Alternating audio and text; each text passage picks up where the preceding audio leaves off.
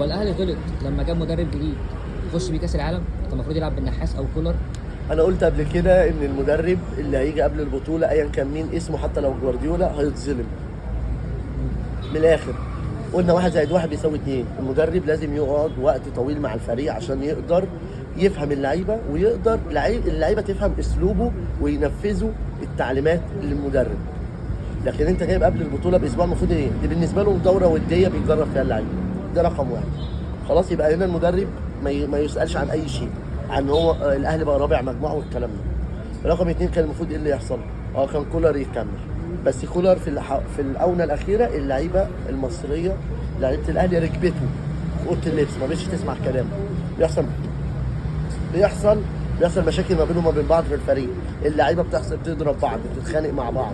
شناوي امام، كهربا ماشي بقى، شناوي امام. ففي حوارات كتير. فيبقى هنا المدير الفني ما بيعرفش يسيطر على غرفه خلع الملابس.